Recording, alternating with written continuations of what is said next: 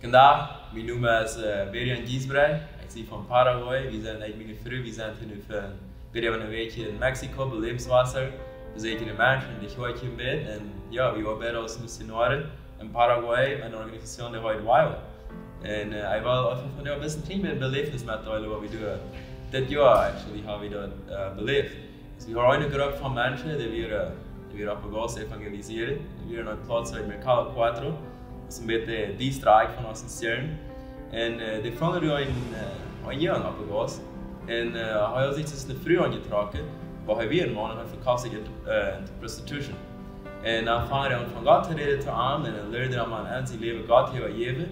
En am Anfang wilde dat niet. En dan op het finale zei hij dan ja. En dan van toen al, hij wist niet wat hij dan doen wilde weten. Hij had meest van zijn leven lang als een vrouw aangetrokken. En dan vroeg hij de groep, wat zal hij nu doen? En dan wat de groep dan deed is, die namen alle zijn vrouwenskleider, die verbrandde die alle.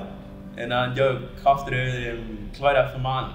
En dan deze jong, die kwam naar onze school, naar onze DTS, dus hebben we de training school.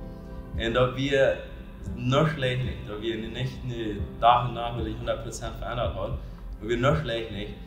Aber Gott, dich heim der, und Gott hat so viel Gnade mit ihm und so viel Liebe für ihn, dass wir nicht haben sollen, wenn das Mensch abgegossen ist, und der das selbst sieht, was am Feuer passiert ist. Heute nicht der Gosse, heute eine Person, die vielleicht noch niemals von Gott gehört hat. Und redet den von Gott an und evangelisiert den.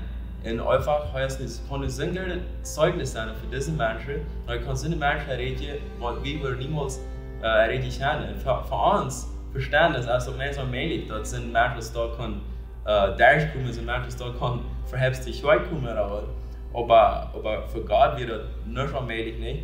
Und vor allem wird das einfach eine Chance, da kann seine Arbeit durch am lernen. Und von der Tag, so wie diesen Mann an, diesen jungen Mann, der ist 24 Jahre. Und wir sagen aber heute gefällt das mit Gott und wir heute gefällt das mit dem Leben von Gott. Weil einfach dieses selbst Leben, was heute durch das Evangelium erlebt hat, dass heute dieses selbst Leben nicht in Gasse bringt, weil einfach Gott sein Wut und all diese Strategie von Paraguay bringt, die uns Menschen nachher